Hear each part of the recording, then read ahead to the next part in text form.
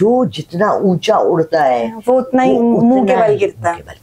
Ma'am आप वजीफा बता सकती हैं जो वजीफे? नहीं, उसकी बंदिश है कि मैं वो रजब भट्ट को ही सिर्फ, मुझे उनके साथ वीडियो बना के अपने को फेमस नहीं करना।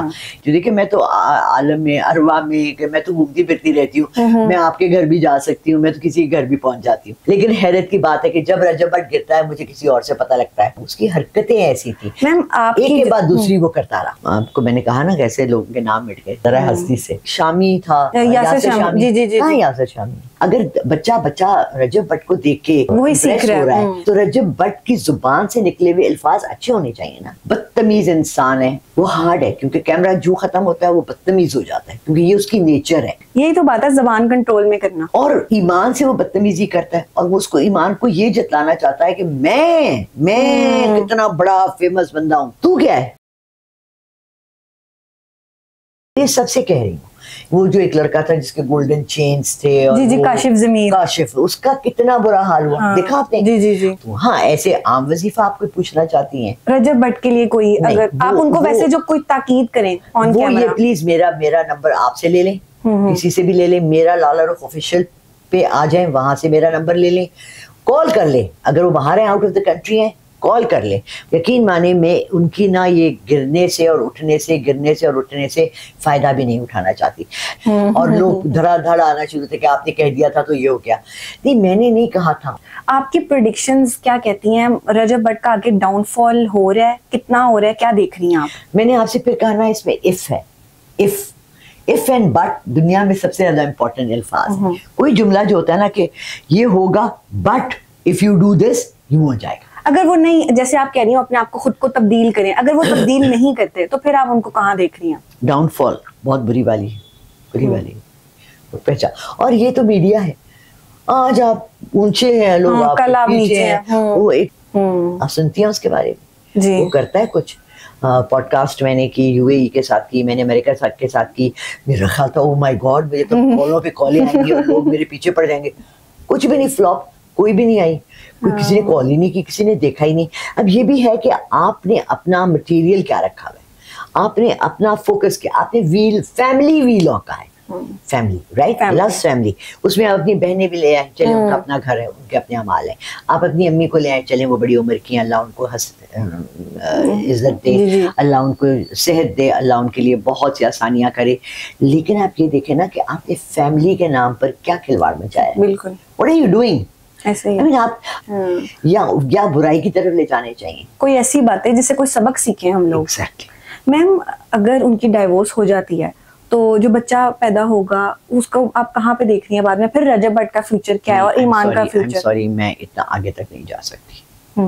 एक औरत ने कल मुझसे रीडिंग ली और उसने अपने 6 साल के बच्चे का केस के बारे में बताया। मैंने कहा बेटा, छोटे बच्चों की रीडिंग नहीं लेते, हमें नहीं पता नसीब क्या लिखे हैं। अभी तो उसकी उम्र कच्ची है, अभी तो पता नहीं उसके लिए सिर्फ हंसने बोलने का टाइम लिखा है। तो क्यों इंसान कुछ बोल के गलत तरफ जाए? जैसे मैंने पहले मना किया था इत्तज़ा को कि मैं इनकी डिवोर्स का नहीं कहूंगी, इसी तरह मैं बच्चे के लिए कुछ नहीं कहूँगी। ठीक है। और उनके आपस में रिलेशंस आप कैसे देखती हैं, रजब भट्ट और ईमान के? फिर मैंने वही कहा, इफ एंड बट है।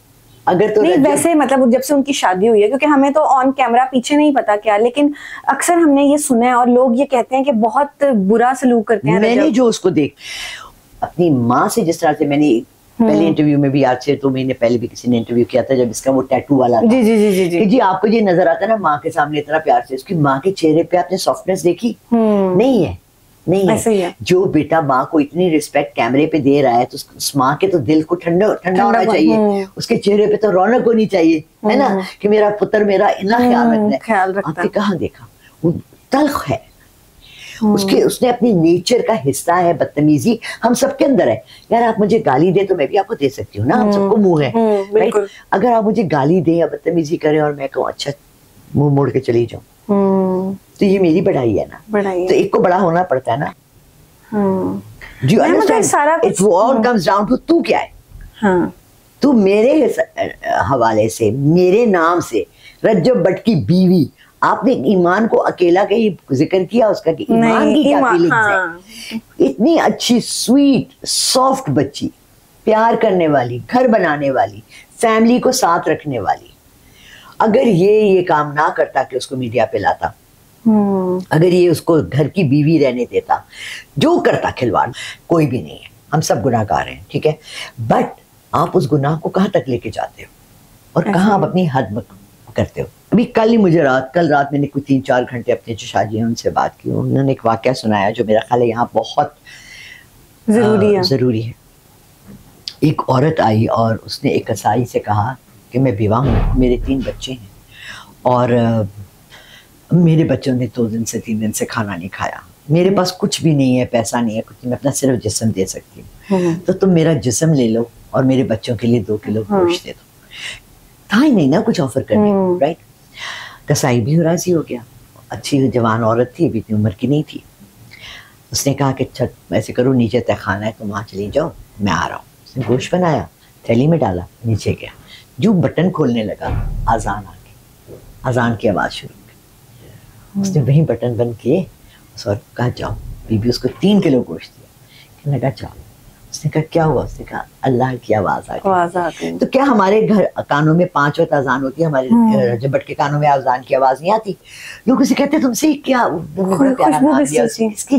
मरते दम तक, क्योंकि वहाँ वो अल्लाह से, मेरे पूरे रोंगटे इस वक्त खड़े हुए। मैम रजब भट्ट की कुछ वीडियोस वायरल हुई एक खातून के साथ, तो रजब भट्ट ने फिर ईमान को ही क्यों चूज किया शादी करने के लिए?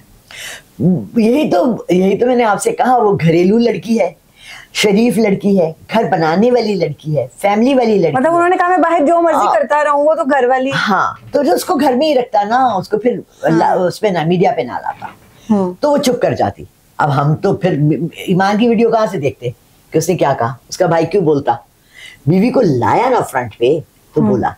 देखिए कितने लोग हैं, आपको मौलाना, अपने को मौलाना कहते थे, आमिर लियाकत, जी, उन्होंने खुदकुशी कर ली। बदनामी इतना बड़ा धब्बा है। रजब भट्ट तो कोई मौलवी तो नहीं है, खैर कोई बात नहीं। अगर रजब भट्ट की वीडियो लीक होती है, लेकिन शादी के बाद, देखिए हम ये सोचते हैं, ये हमारा तस्वुर है कि मर्द शादी के बाद खेलना कूदना बंद कर देते, मगर ऐसा नहीं होता है। मर्द तो 60 का भी होके खेलता है।